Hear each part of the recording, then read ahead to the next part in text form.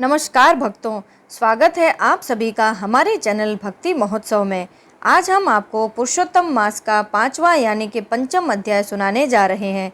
तो चलिए शुरू करते हैं पंचम अध्याय। श्री नारायण बोले, हे तपोनिधे, चरणों के पास पड़ा हुआ अधिक मास के वचन को सुन के हरि भगवान बोले, हे अर्जुन, तुमसे बैकुंठ का वृत्तांत कहता हूँ, वह सुनो। श्री कृष्ण भगवान के नेत्रों से संकेत पाकर गरुड़ मूर्छित हुए मलमास को अपने पंखों से हवा करने लगे। तब मलमास उठकर बोले, हे नाथ, मुझे यह अच्छा नहीं लगता। हे जगत के धाता, मुझ शरणागत को क्यों त्यागते हो? रक्षा करो, रक्षा करो। ऐसा कह वह कांपता हुआ बारंबार विलाप करते हुए मलमास से बैकुंठवासी ऋषि भगवान ने कहा, हे वत्स, हे निरीश्वर, तेरा दुख मुझे कष्ट से निवारण होने योग्य दिखता है। तू सोच मत कर, उठ उठ, तेरा कल्याण होगा। ऐसा कह पल भर मन में उपाय निश्चय कर फिर बोले, हे वत्स, मेरे साथ योगियों को भी दुर्लभ गोलोक धाम को चल, जहाँ गपी गणों के मध्य बैठे हुए दो भुजा वाले मुरलीधर नवीन मेघ के समान श्याम रंग कमल सरीखे नेत्र ऐसे ईश्वर पुरुषोत्तम भगवान की कृष्णचंद्र आनंद कंद रहते हैं। शरद चंद्रमा के समान शोभा से अत्यंत दीप्तमान मुख, करोड़ों कामदेवों की लावण्यता की लीलास्थल, सुंदर पीतांबरधारी माला वन मालाओं से अलंकृत, श्रेष्ठ रत्नों के आभूषण धारे, प्रेम ही भूषण, दीनों पर दया करने वाले, कस्तूरी केसर युक्त चंदन से लेपित शरीर, कौस्तुभणी से शोभित भृगु की लात से शोभित हृदय, सिर पर श्रेष्ठ रत्नों से जटित मुकुट धारे, कानों में कुंडल पहने, पार्षदों से घिरे हुए, रत्नों से जटित सिंहासन पर बैठे हुए, वे ही परम ब्रह्म, वे ही पुराण पुरुषोत्तम, स्वेच्छामय, सर्वबीज, सर्वाधार, पारक इच्छा रहित, निर्विकार, अत्यंत परिपूर्ण प्रभु, प्रकृति से परे, ईशान, निर्गुण, नित्य विग्रह श्री कृष्ण गोलोक में तेरा दुख दूर कर देंगे। चलो वहीं चलें।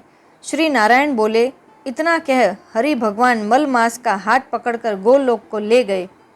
हे नारद मुनि, अज्ञान रूप अंधेरे को नाश करने वाले ज्ञान रूपी मार्ग दिखाने वाला पहले प्रलय काल में ज्योति स्वरूप था और करोड़ों सूर्य के समान कांति नित्य असंख्य विश्व के कारण विभु परमात्मा की इच्छा रूप ज्योति है। हे मुने, ज्योति के भीतर सुंदर 3 लोक हैं। उसके ऊपर निरंतर ब्रह्मलोक की भांति गोलोक है। वह 3 करोड़ योजना फैला हुआ और गोल तेज स्वरूप श्रेष्ठ रत्नों वाली भूमि से युक्त, योगियों को स्वप्न में भी अदृश्य, वैष्णवों को दृश्य और प्राप्त होने योग्य परमात्मा ने योगों से धारण किया। ऐसा श्रेष्ठ गोलोक आकाश में स्थित है और आदि व्याधि, बुढ़ापा, मृत्यु, शोक, भय से वर्जित, श्रेष्ठ रत्नों से जड़ित करोड़ों मंदिरों से शोभित है। उसके नीचे बाएं 50 करोड़ योजन विस्तार वाला गोलोक समाम बैकुंठ लोक और शिवलोक है, जिसमें करोड़ योजन लंबा और गोलाकार बैकुंठ लोक है। वहाँ पीले वस्त्रों से शोभायमान वैष्णव जन रहते हैं। वे वैष्णव शंख चक्र गदाधारी लक्ष्मी से सेवित 4 भुजा वाले और सब स्त्रियां लक्ष्मी के समान नुपुर मेखला की झनकारों के शब्दों से शोभायमान है।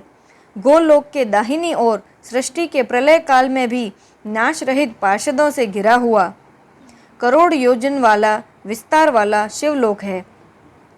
शिवलोक में महादेव के गण सारे शरीर में भस्म रमाए, सर्पों के जनेऊ पहरे, ललाट में अर्ध चंद्र धारे, शल पट्टिश साथ में लिए, जटा में गंगा धारे, 3 नेत्र वाले शूरवीर महादेव की जय कहने वाले रहते हैं।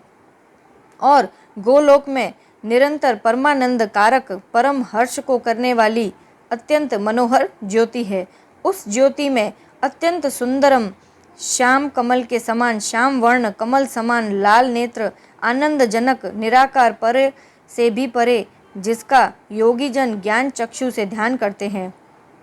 फिर करोड़ों शरद ऋतु के पूर्ण चंद्रमा के समान अत्यंत दीप्तिमान सुख, करोड़ों कामदेव के समान सुंदर लीला स्थल, सुंदर दो भुजा, मुरलीधर मधुर मुस्कान युक्त, पीले वस्त्र पहने, भृगु की लात से शोभित हृदय, कौस्तुभ भमणी से सुशोभित, करोड़ों श्रेष्ठ रत्नों से जटित मुकुट और कंकण से शोभित, रत्नों से सिंहासन पर बैठे हुए, वनमाला से शोभायमान, वे ही परम पूर्ण ब्रह्म श्री कृष्ण स्वेच्छामय, सर्वबीज, सर्वाधार, परे से परे, बाल्यावस्था, निरंतर ग्वालिये का रूप धारे, करोड़ों पूर्ण चंद्रमा के समान शोभायमान, भक्तजनों पर अनुग्रह करने वाले, इच्छा रहित, निर्विकार, अत्यंत परिपूर्ण प्रभु, रास मंडल के मध्य में बैठे शांत रासेश्वर हरि, मंगल रूप, पूजने योग्य, मंगलों के मंगल,